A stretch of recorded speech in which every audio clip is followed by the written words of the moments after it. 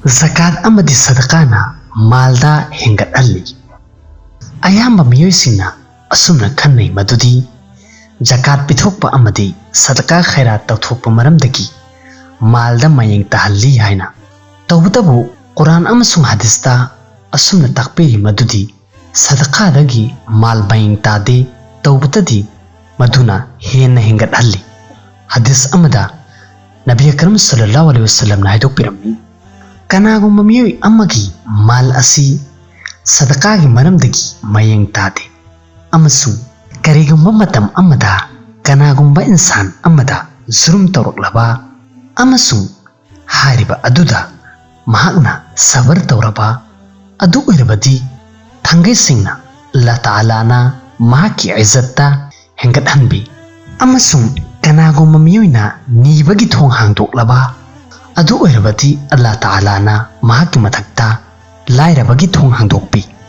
Matang asida aikoida wahang ama fawi madudi mapan thangba saruktadi aikoina zakat natragana sadaqa fithokpa matamda mal asi mayeng taba oina ui. Aduga Quran amasung hadista mayeng tahandi amadi hengat alli hariba askari madugi paukhumdi sadaqagi maramdagi afong bada malda mayeng taba oina urabasu madugi maramdagi Allah Ta'ala na mahaki maikaidagi pina biriba barkasing hariba adu kona mahaki karobarda hengadan bu oirabasu natragana awaba tarakpadagi sena biba amadi naba yekpadagi kan biba oirabasu hariba aduna mahakna pithokliba sadaqa sing adudagi chang kaya marum heli.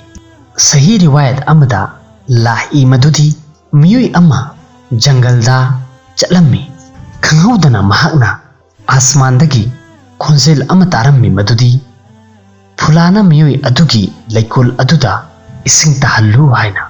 Matang aduda nongdum ama nongsing adugi maraktagi tongan tarammi amasung hariba aduna wadi amada nongchuhallammi amas wadi adugi ising punnamak adu nala amada punsallammi amasung thanna chalammi. Matam aduda miyoy aduna ising adugi matung innarammi mahakna khara chatlaba matungda urammi madudi miyoy ama mahaki laikonda leplatuna ising adugi maikai mahaki yotpak aduna mahaki laikol adugi nakanda purammi.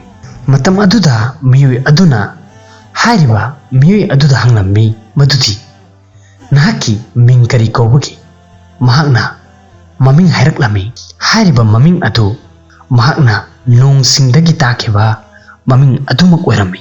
Matam aduda laikolgi mapu aduna hanglammi madudi nahakna aigi ming hangliba asi karigino mahakna khumlammi madudi masigi ising asi tarakiba nong adudagi aina khonjel asi tarammi madudi fulana miyoy haibadi nahaki laikol asida chulu chau haina. Maram asina nahak hayu madudi masigi laikol asigi pothok adu nahakna kari tawbagi hariba laikolgi mapu aduna pakhum piriklammi madudi aina masigi laikol asidagi thoklakpa pothoksing pumnamak adubu saruk ahum thokna khaidoi hariba adugi saruk amana sadaqa tawthoi aduga saruk amana ai amasung aigi yumgi miyusing chai aduga saruk amana amukka hanna laikol asida thazilli. Thengnabadagi sukhang mangammi madudi zakat pithokliba miyusing adugi malda karigumba mayeng taba amata leite.